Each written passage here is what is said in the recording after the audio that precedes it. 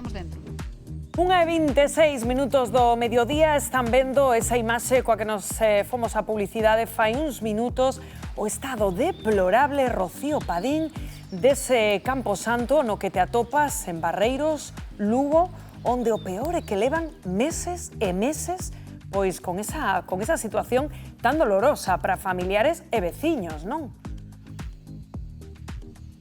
Si, así é. Estádelo a ver vos mesmos, compañeiros. Así é o estado actual deste Campo Santo de San Cosme de Barreiros, unha situación xa que non poden soportar os veciños porque afirman que en ocasións pois lle perxudica e se crean aquí accidentes, como foi o seu caso. Moi bo día. Hola, moi bons días. Aínda no día de defuntos vostede saiu lesionada. Sí, caín, sí. Algo parecido ao que lle aconteceu a vostede. Veña por aquí, moi bo día. Sí, bon día. A min caeume un envellecedor dunha sepultura do lado e me caeu diante dos pés. E non é só ese o problema, é que se eu quero enterrar un difunto na miña sepultura, pois non podo porque non hai maneira de pasar co cadaleito para ali. Se falece algunha persoa e hai que enterrala na súa zoa, non se pode pasar. Non se pode pasar, nin na miña, nin na de moitos máis. Isto, compañeiros, non é unha situación aillada, pasou aínda fai pouco que houbo un defunto que non se puido enterrar e este veciño tivo que ceder o seu nicho baleiro para poder darlle santa sepultura. Sí, deixelle a sepultura porque no del non se podía enterrar. E a min preguntou unha familia e dixenlles que sí, que non había problema ningún. Unha situación que levan xa aquí os veciños soportando durante máis de 2 anos. Ai, sí, isto xa empezou fai máis de 2 anos, pero fai 2 anos, cando empezou a caída do cabaleiro foi cando empezamos a movernos, porque a situación é denigrante. Temos andamios sujetando os nichos. E por encima na zona nova. Se a zoa vella está mal, imagínese como está a zoa nova, que aínda está peor, porque aquí, cando chega a auga, vense os cadaleitos e incluso os restos humanos. Incluso restos humanos.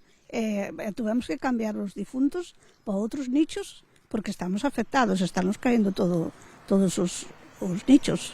Chegar a mover os seus defuntos porque non se pode sobrevivir xa así. Esta é unha situación límite que vostede tamén xa decidiu tomar unha decisión. Sí, eu decidino, pero urgentemente.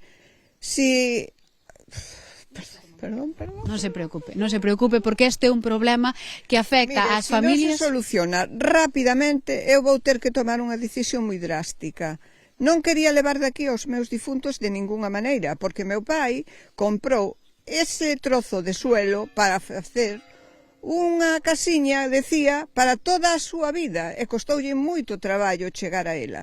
E agora que se este hundindo, que non haxe acceso por onde chegar, que está o pasillo feito un desastre, e eu teño ali a moitos familiares queridos e non estou dispuesta a que sigan ali, porque eu creo que os nichos de abaixo están mediados de auga, e non, aunque señan restos mortales, non o vou permitir, eu quero que o solucionen xa.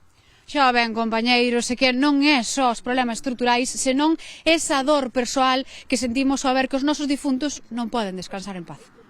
Pois, en dúbida, Rocío, que tristeza, escoitar a estas persoas de denigrante. Patricia calificaba esta muller o estado dese Campo Santo e creo que foi bastante amable, calificando. É que é unha falta de respeto cara a esas familias e cara aos restos das persoas que descansan ali. O tema aquí está en que o Concello está ao tanto de todo, pero realmente é competencia do Bispado, que quen ten que poñerse mans á obra para solucionalo.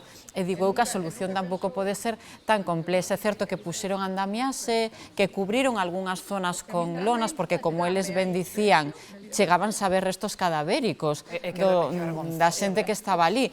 Pero isto levan 2 anos, non evoluciona, non se ve a luz por ningún lado, eu entendo esa desesperación dos veciños. Sí, porque sen dúbida deixar, digamos, en stand-by esta situación non pode ser unha solución, non? Os problemas hai que abordalos. E que ahora que se fala tanto de ofensa aos sentimentos religiosos, non? Deste país que temos un doble raseiro, que máis ofensa aos sentimentos religiosos hai que isto, no? O sea, que a xente vexa que os seus difuntos pois que están neste estado, no? E que realmente non é normal, hai que facer algo ao respecto, evidentemente, porque a xente non só é que este indignada, é que dá unha mágoa absoluta a esta situación.